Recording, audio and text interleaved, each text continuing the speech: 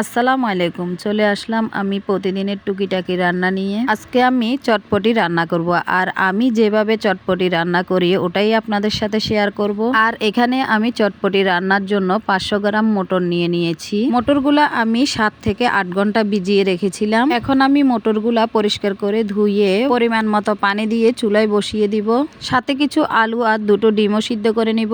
আর মটরগুলা সিদ্ধ হতে হতে এদিকে আমি তেঁতুলের টকটা বানিয়ে নিব। তেঁতুলের টকটা বানানোর জন্য আমি পরিমাণ মতো তেঁতুল কিছুটা পানি দিয়ে 10 মিনিট ভিজিয়ে রেখেছিলাম। 10 মিনিট পরে তেঁতুলগুলাকে ভালোভাবে চটকে আমি তেঁতুলের বীজগুলা ফেলে দিব আর তেঁতুলের কাঠটা বের করে নিব। এখন এখানে আমি কিছু কাঁচামরিচ কুচি দিব, আধা চা চামচ আমি লবণ দিয়ে দিব, সামান্য পরিমাণের বিট লবণ দিয়ে দিব। আমি এখানে ভাজা শুকনো মরিচের গুঁড়ি দিয়ে দিব 1 চায়ের চামচ, 2 চায়ের চামচ চিনি দিব আর দিয়ে দিব চাট মশলা। আমি এখানে দোকানের চাট মশলাটা ব্যবহার করেছি, আপনারা চাইলে ঘরে বানানো চাট মশলাটা দিতে পারেন। এদিকে আমার চটপটির মটরগুলা একদম সিদ্ধ হয়ে গিয়েছে। এদিকে আমি সামান্য পরিমাণের হলুদ দিয়ে দিব, আপনারা চাইলে নাও দিতে পারেন, জাস্ট কালারের জন্য আমি হলুদটা দিতেছি। সিদ্ধ করে রাখা আলুগুলা আমি হাত দিয়ে ছোট ছোট করে এখানে দিয়ে দিব।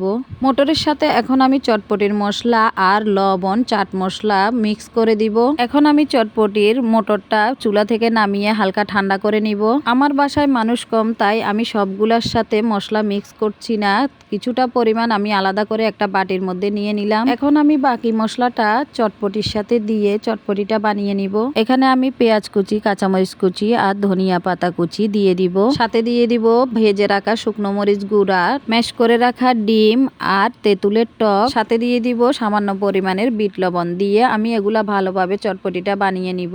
এখন আমার পরিবেশনের পালা। দেখেন আমি পরিবেশনটা কিভাবে করেছি।